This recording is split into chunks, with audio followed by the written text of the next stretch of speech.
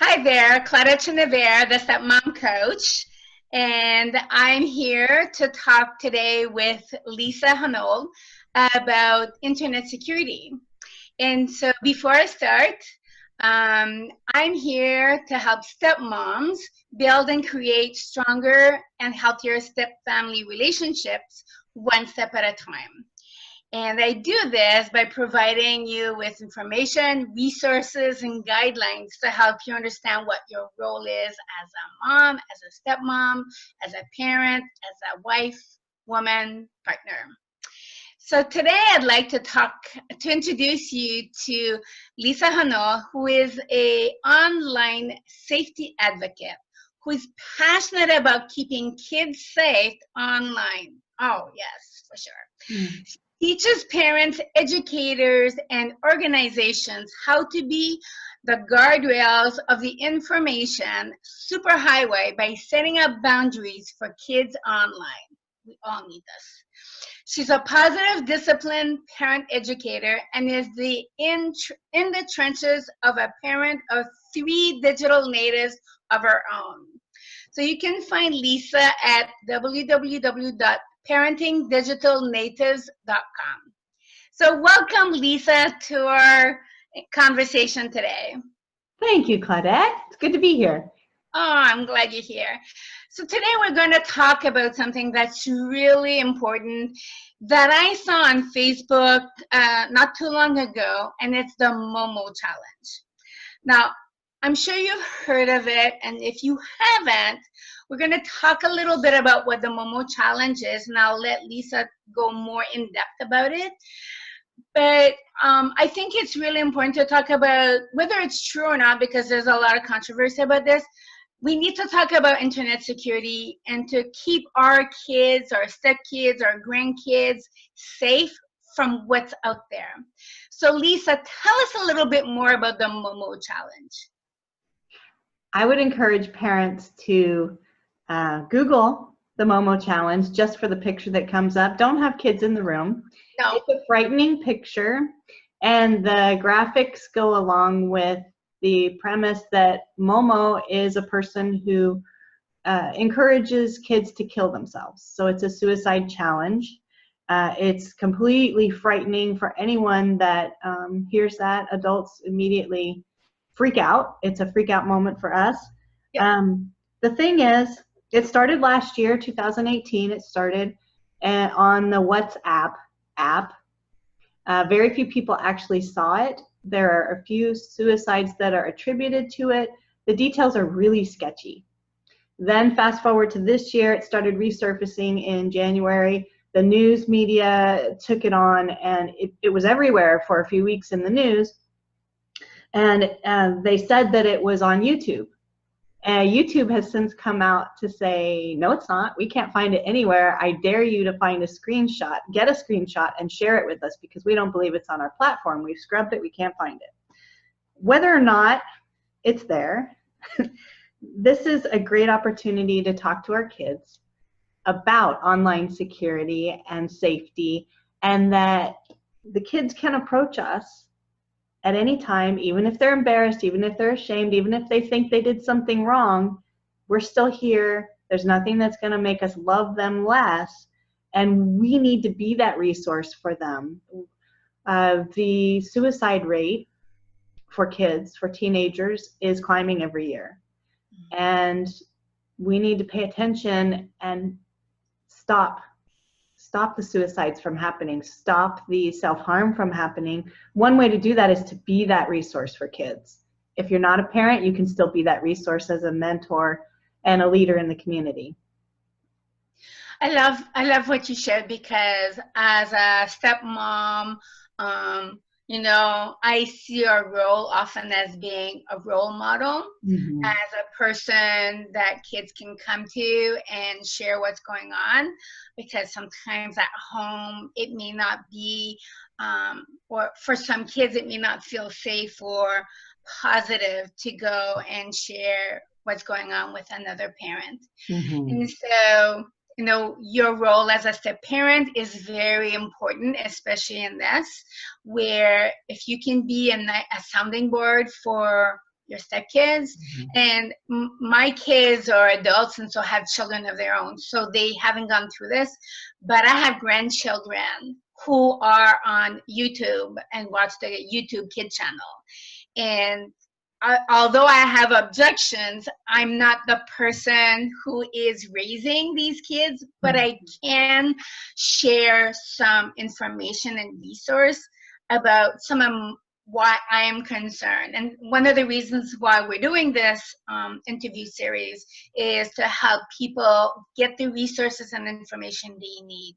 So tell us a little bit more, Lisa, on how we can approach these conversations, or what can we do to prevent this Momo challenge? Because when I saw that picture, as a mature adult, I was really scared. I can't imagine what kids go through when they see this, but I was really scared. Yes. The first thing, and it depends on the age of the kids, right? The first thing is to approach kids and ask if they've seen anything weird, anything scary in their online travels. Have you ever seen something that told you to do something that didn't feel right, or a weird picture that came up, or something scary? Have you ever seen anything like that that seemed out of place in what you were doing? The Momo challenge was reportedly in Peppa Pig, and things that are completely meant for kids. The videos are meant for kids, and then this thing pops up, supposedly. So the first thing is to get curious with your kids. No judgment, just have you seen weird things, or have you noticed anything different or scary, and talk through it. And any adult can do this. And you brought a good point, right? It doesn't have to be the Momo challenge. It could be anything that's inappropriate, right? It could be from suggestive conversation to inappropriate behaviors, actions. Pedophiles love to hang out on channels children hang out in. And so we need to have that conversation with our children, our stepchildren, grandchildren, in letting them understand what is appropriate behavior. So again, we're talking about setting healthy boundaries for the kids that we're around, right? Let them understand what is a healthy boundary. What does that look like? What does that look like whether you're online, on the internet, on your phone, even in person? You know, what is okay to have people have conversations over? What is it okay for people to share photos or information about? And what is not okay? Those kinds of conversation are important to start as early as possible in a way that children can understand what we're talking about. And as you said, Lisa, without judgment or criticism, right? We're not there to judge the children for what they saw, what they heard. You know, it's not their fault.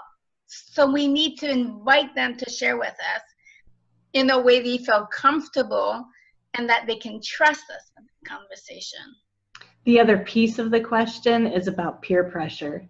Is about, have your friends ever asked you to share something that didn't feel right, or send a picture that didn't feel right or wasn't in our family value? You know, like, have that conversation too, and talk about being a leader, what it means to be a leader, and make your own decisions based on your values. I love that, right? Because we're helping our children to think for themselves. That may mean that sometimes they may not agree with what we're saying, but if you're having a conversation about what are the values that are beneficial for all of us rather than just a few, whether we agree with them totally, I mean, there are some things that as we grow, our values shift and change.